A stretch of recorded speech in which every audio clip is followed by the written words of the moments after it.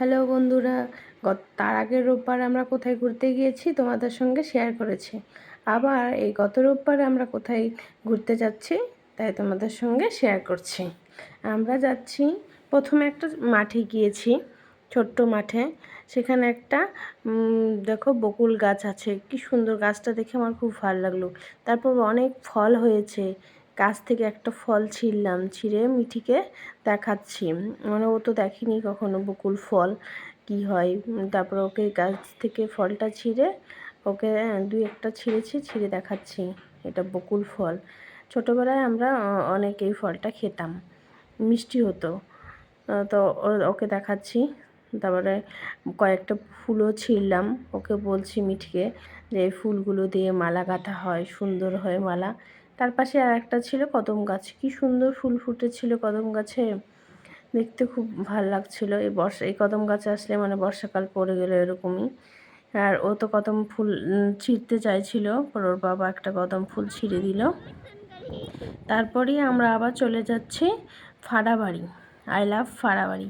ফাড়াবাড়ি একটু ভিতরে একটা মন্দির আছে, কামাখ্যা মন্দির। তো আগে এই মন্দির আমরা মাঝে মাঝে আসতাম, এখন অনেক দিন ধরে আসা হয় না। তবে একবার করে আসি, বছরে একবার।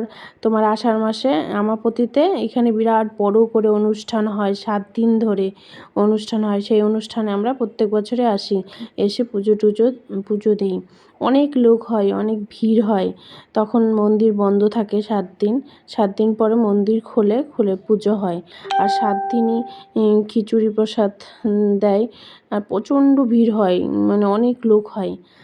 অনেকেই হয়তো তোমরা এখানে এসেছো, আর যারা না আসোনি কোনো দিন তারা এখানে এসে একবার ঘুরে যেও, মানে আষাঢ় মাসে, তাহলে খুব ভালো লাগবে, অনেক আনন্দ পাবে।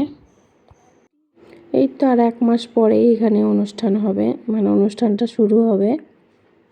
আমরা তো আসবই, আর যারা আসোনি তারাও আসতে পারো, এখানে এসে পুজো দিতে পারো। তারপর আমার মিঠি একটুখানি এখানে খেলছিল নিজের মনের মতো করে। আর পরিবেশটা খুব শান্ত ছিল, খুব নীরব ছিল। তারপর মন্দিরের পেছনের দিকটাই ছিল চা বাগান। চা বাগানের পরেই আছে ফরেস্ট, অনেক ভেতরে, অনেক গভীর ফরেস্ট। তো আমরা এখানে একটু দাঁড়িয়ে দাঁড়িয়ে ঘোরাফেরা করছিলাম। আর মিঠি পাপা বলছিল চলে যেতে বারবার করে, কারণ তো ওই রবিবারে বৃষ্টি ছিল, তা বৃষ্টি কমে গেছিলো, আমরা ঘুরতে আসছি। তারপরে দেখো সূর্যটা কি সুন্দর লাগছে, লাল, একদম লাল রঙের হয়ে গেছে চারপাশটা। তো মনে হচ্ছে ওর বাবা বলছে বৃষ্টি হবে, তাড়াতাড়ি আমাদের এখানে বেরিয়ে যাচ্ছি। তারপর সত্যি দেখো এখানে ফরেস্টের মাঝখানে আমাদের বৃষ্টিতে ধরেছে, হালকা হালকা বৃষ্টি হচ্ছিল, বেশি বৃষ্টি হয়নি। তো তোমাদের ভিডিওটা কেমন লাগলো?